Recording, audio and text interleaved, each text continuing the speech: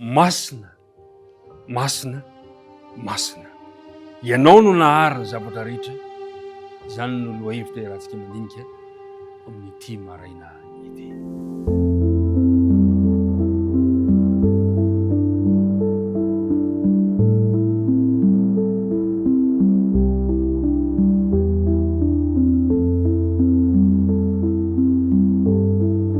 Miaraba antsika rehetrarehetra indray tafahoana soamantsara amin'ity alakamisy fahavalo volana Mey ity.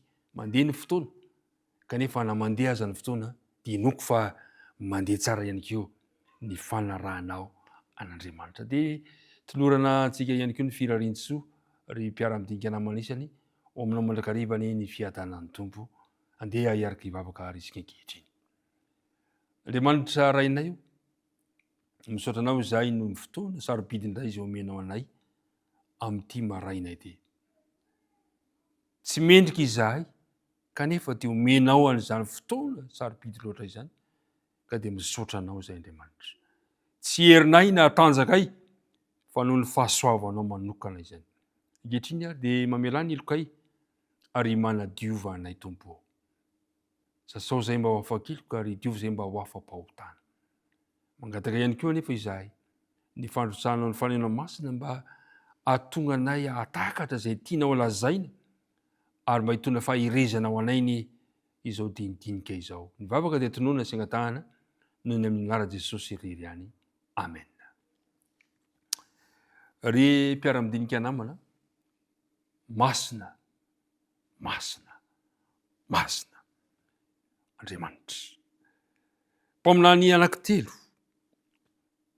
no voalaza fa napahitana Andriamanitra ny seza fiandrianana. Dia tsy iza izany fa ny mpaminany Ezekela, ny mpaminany Isaia ary ny apôstôly Jaona tao amin'ny nosy Patmos. Nisy fotoana tao amin'ny fiainan'izy ireo nampanakekezina n'Andriamanitra tao anatin'ny fahitana ireo mpaminany ireo ka navela hita ny seza fiandrianan'Andriamanitra. Fa amin'ny mpaminany Ezekela dia voalaza fa nahita n'Andriamanitra, nahita ny seza fiandrianan'Andriamanitra izy amin'ny Ezekela toko voalohany ka ny 19:20 so ny voalazany. Ary teo ambony eloelo izay teo ambony lohany dia nisy endriky ny seza fiandrianana mitovy volo amin'ny vato safira. Ary teo ambony ny endriky ny seza fiandrianana dia nisy ohatry ny endrika olona. Napahitana ny mpaminany Ezekela. Fa ny mpaminany Isaia kosa indray tsy vitany hoe nampahitana fa toa ny fampiresaka mihitsy ary afaka mifampidinika amin'Andriamanitra. Zao ny voalaza amin'ny Isaia 9. Isaia 9 ka ny 1 ary nahita nisy serafima nitsanga teo amboniny, samy nanana elatra eninavy, ny roa nanaronan-tava ny arono, nanaronan tongony ary ny roa nanodinany. Ary nanandratra ny feony izy ka nifamaly hoe masina, masina, masina Jehova tompony maro, enika ny voninahiny ny tany rehetra. Dia niorohoro ny fanamban'ny tokonana noho ny feony ireo nanandratra ny feony ary feno setroka ny trano. Nahita an'izany ny mpaminany Isaia ary nafinaritra dia zao nisoron'Andriamanitra ny fahotany ty mpaminany ity. Amin'ny 15 dia hoy izao, lozako maty aho fa lehilahy maloto molotra sady ato amin'ny firenena maloto molotra no hitoerako. Fa ny mpanjaka dia Jehova Tompo no efa hitany masoko. Dia nanidina nanatonany serafima anankiray nitondra vainafo teny an-tanany ary nalainy tamin'ny tandra avy teo amin'ny altara ary natehiny ny vavako izany ka hoy izy, endro efa nitehaka molotra ao io koa dia afaka nilokao ary voavela ny fahotanao. Navela n'Andriamanitra ny fahotany mpaminany Isaia ary dia abetrahana izy nanapa-kevitra manao hoe 19 ary nandre ny feon'ny Tompo aho nanao hoe iza no irahiko ary iza no andeha ho irakay. Dia hoy izao, inty aho irao aho. Ny fampiresaka nahita ny seza fiandrianana ary dia ny fampiresaka sy namaly ny antson'Andriamanitra. Ny apôstôly Jaona ao amin'ny Apokalipsy dia tahaka an'izany koa ny zavatra nitranga ny apôstôly Jaona ao amin'ny Apokalipsy 4:4, 5, 4:5 hitantsika ao ny fahitana ny mampahitana ny apôstôly Jaona indray nahita ny seza fiandrianan'Andriamanitra. Ary izao no voalazany eo amin'ny 2:4, ary niaraka tamin'izay dia voatsindry ny fanahy aho, ary ino ny seza fiandrianana nipetraka tany an-danitra, ary nisy anankiray nipetraka teo amin'ny seza fiandrianana. Finahitra ny zavatra mitranga. Ary tsy vitany izay fotsiny fa tsapan'ireto mpaminany ireto ny fahamasinan'Andriamanitra, ilay Andriamanitra mpanao ny zavatra rehetra.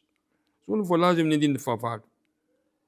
Ary zava-manana efatra dia samy nanana elatra enina, sady nanana maso ny tena rehetra manodidina ka hatrao anatiny, ary tsy nitsahatra andraman'alina manao hoe masina masina ny Tompo Andriamanitra ilay taloha sy ankehitriny ary ho avy.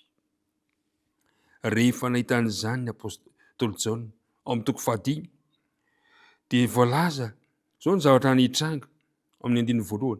Ary hitako fa indro nisy boky voasorata ao anatiny sy teo ivohany, voapetaka mafy tamin'ny tombo-kase 7 teo an-tanàna kavanan'ilay mipetraka teo amin'ny seza fiandrianana. Ary hitako fa indro nisy anjely mahery ny azo tamin'ny feo mafy manao hoe iza no mendrika hanokatra ny boky sy hamamaha tombo-kase. Ary tsy nisy tany an-danitra dia teo an-tany na tany ambanin'ny tany nasokatra ny boky na nahajery azy. Ary nitomany mafy aho satria tsy nisy hita mendrika hanokatra ny boky na nijery azy. Ary ny anankiray tamin'ny olona nanao hoe aza mitomany, indro ny liona avy amin'ny firenen'i Joda dia sy lofon'i Davida no efa naharesika hanokatra ny boky sy hamaha ny tombo-kase. Mpiara-midinika namana, nahita ny seza fiandrianan'Andriamanitra ireo mpaminany telo ireo. Niseho mivantana ny fahamendren'Andriamanitra tamin'ireto olona ireto.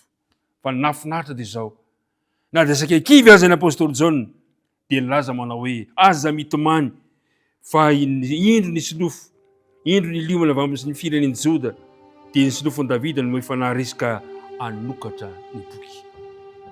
Ilay Andriamantsika, ilay mpanavotra antsika, izy no mpandresy.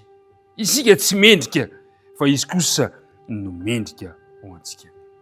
Ry mpiara-midinika namana, mahafinaritra ny fanambarana fa rehefa nahita seza fiandrianan'Andriamanitra reto apôstôly ireto dia hita fa ny ariary teto ny laingany Satana ny fahitantsika ny Kristy amin'ny maha-izy marina dia ilay zanak'ondry izay novonoina teo amin'ny fijaliana.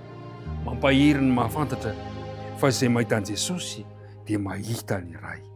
Ary Jesosy maty amin'ny fijaliana ho antsika no fanambarana mizinezina fa afaka ataontsika ihany koa ny mandresy amin'izay andro izay.